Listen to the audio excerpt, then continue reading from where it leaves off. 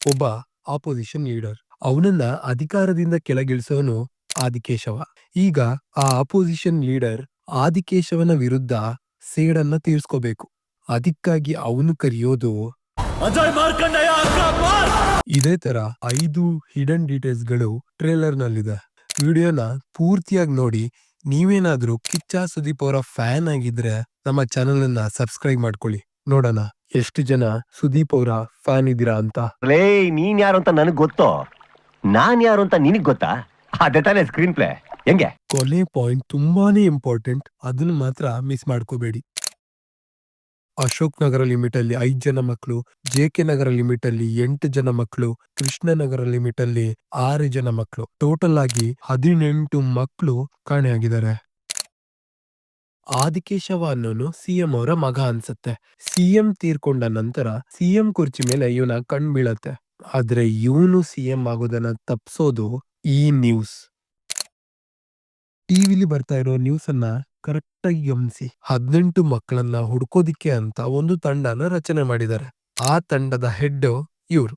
ಈ ತಂಡ ಮಕ್ಕಳನ್ನ ಹುಡುಕ್ತಾ ಇರ್ಬೇಕಾದ್ರೆ ಒಬ್ಬ ಸಿಕ್ಕಾಕೋತಾನೆ. ಆ ಸಿಕ್ಕಾಕೊಂಡಿರೋನು ತಪ್ಸ್ಕೊಳ್ಳೋದಿಕ್ಕೋಸ್ಕರ ಟ್ರೈ ಮಾಡ್ತಾ ಇರೋದನ್ನ ನೀವಿಲ್ಲಿ ನೋಡಬಹುದು. ಅವಾಗ್ಲೇ ಮಾರ್ಕ್ ನ ಎಂಟ್ರಿ ಆಗತ್ತೆ.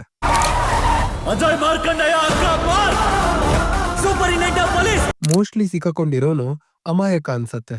ಅವನು ಸಿಕ್ಕಾಕೊಳ್ಳೇಬೇಕು ಅಂತ ಆದಿಕೇಶವನೇ ಪ್ಲಾನ್ ಮಾಡಿ ಏನು ಮಾಡಿರ್ತಾನೆ. ನಂತರ ಮಾರ್ಕ್ ಬಂದು ಈ ವಿಚಾರಣೆಯಲ್ಲಿ ಭಾಗಿಯಾಗಬಹುದು.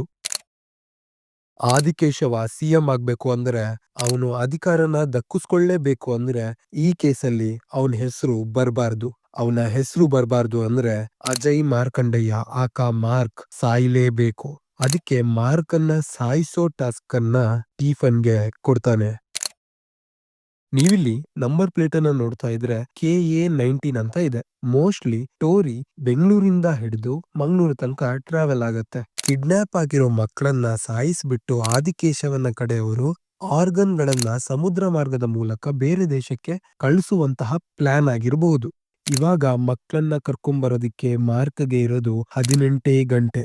ಪ್ರತಿ ಗಂಟೆಗೆ ಒಂದೊಂದು ಮಗುನ ಸಾಯಿಸ್ತಾನೆ ಇರ್ತಾರೆ.